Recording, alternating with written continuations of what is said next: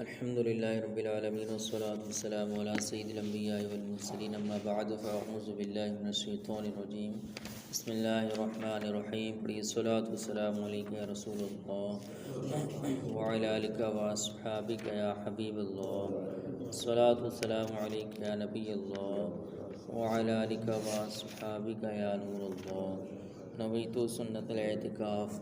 پیارے آقا صلی اللہ تعالیٰ علیہ وآلہ وسلم نے ارشاد فرمایا، تم مجھ پر درود پاک پڑھو، اللہ تعالیٰ تم پر رحمت بھیجے گا۔ صلو علی الحبیب صلی اللہ تعالیٰ علی محمد صلی اللہ تعالیٰ علیہ وآلہ وسلم۔ بسم اللہ الرحمن الرحیم۔ ان الذين يشترون بعهد الله وايمانهم ثمنا قليلا اولئك لا خلاق لهم في الاخره ولا يكلمهم الله ولا ينظر اليهم يوم القيامه ولا يزكيهم ولهم عذاب اليم۔ ترجمہ کنز العرفان۔ بے شک وہ لوگ جو اللہ کے وعدے اور اپنی قسموں کے بدلے تھوڑی سی قیمت لیتے ہیں، ان لوگوں کے لیے آخرت میں کچھ حصہ نہیں، اور اللہ قیامت کے دن نہ تو ان سے کلام فرمائے گا اور نہ ان کی طرف نظر کرے گا اور نہ انہیں پاک کرے گا، اور ان کے لیے دردناک عذاب ہے۔ ثمنا قلیلا، تھوڑی سی قیمت۔ یہ آیت یہودیوں کے علماء اور ان کے کچھ سرداروں مثلاً ابو رافع، کعب بن اشرف اور حی بن اخطب وغیرہ کے بارے میں نازل ہوئی، جنہوں نے اللہ تعالیٰ کا وہ عہد چھپایا تھا جو نبی آخر الزمان صلی اللہ علیہ وسلم پر ایمان لانے کے متعلق ان سے توریت میں لیا گیا تھا۔ انہوں نے اس کو بدل دیا اور بجائے اس کے اپنے ہاتھوں سے کچھ کا کچھ لکھ دیا اور جھوٹی قسم کھائی کہ یہ اللہ عز و جل کی طرف سے ہے، اور یہ سب کچھ انہوں نے اپنی جماعت کے جاہلوں سے رشوتیں اور مال و دولت حاصل کرنے کے لیے کیا۔ ان کے لیے یہ شدید وعید بیان کی گئی کہ جو لوگ اللہ عز و جل کے وعدے اور اپنی قسموں کے بدلے تھوڑی سی قیمت لیتے ہیں، ان لوگوں کے لیے آخرت میں کچھ حصہ نہیں، اور اللہ عز و جل قیامت کے دن نہ تو ان سے کلام فرمائے گا اور نہ ان کی طرف رحمت کی نظر فرمائے گا اور نہ انہیں پاک کرے گا، اور ان کے لیے دردناک عذاب ہے۔ جھوٹ بول کر مال حاصل کرنے کی وعید۔ اس وعید سے جھوٹی قسم کھا کر مال لینے والے، رشوت لے کر جھوٹی گواہی دینے والے، یا رشوت لے کر جھوٹے فیصلے کرنے والے، یا جھوٹی وکالت کرنے والے سبھی داخل ہیں۔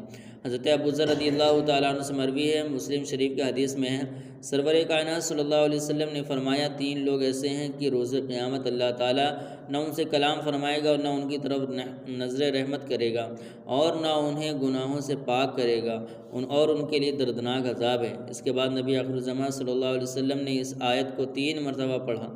اس پر حضرت ابو ذر غفاری رضی اللہ تعالیٰ عنہ نے عرض کی کہ وہ لوگ بہت نقصان میں رہے، یا رسول اللہ صلی اللہ علیہ وسلم وہ کون لوگ ہیں؟ تاجدار رسالت صلی اللہ علیہ وسلم نے فرمایا، تہ بند کو ٹخنوں سے نیچے لٹکانے والا، یعنی تکبر کے طور پر، اور احسان جتلانے والا، اور اپنے تجارتی مال کو جھوٹی قسم سے رواج دینے والا۔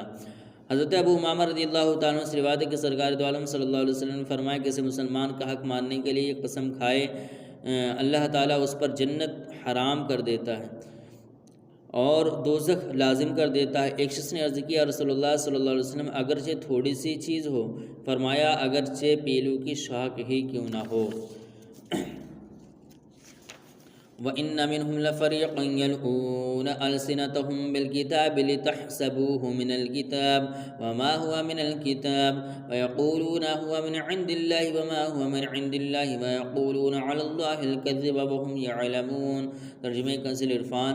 اور یقیناً ان اہل کتاب میں سے کچھ وہ ہیں جو زبان کو مروڑ کر کتاب پڑھتے ہیں تاکہ تم سمجھو کہ یہ بھی کتاب کا حصہ ہے، حالانکہ وہ کتاب کا حصہ نہیں ہے، اور یہ لوگ کہتے ہیں یہ اللہ کی طرف سے ہے، حالانکہ وہ ہرگز اللہ کی طرف سے نہیں ہے، اور یہ لوگ جان بوجھ کر اللہ پر جھوٹ باندھتے ہیں۔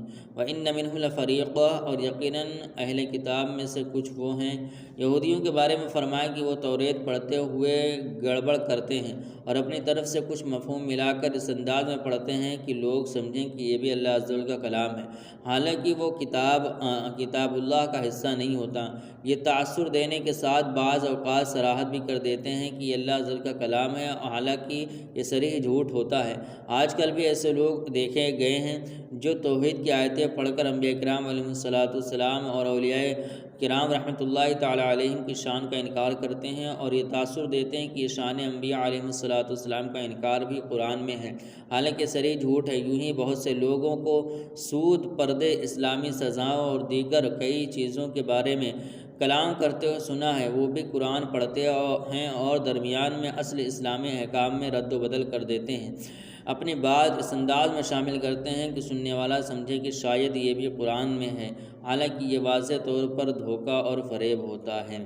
صلو علی الحبیب صلی اللہ تعالیٰ علی محمد صلی اللہ تعالیٰ علیہ وآلہ وسلم۔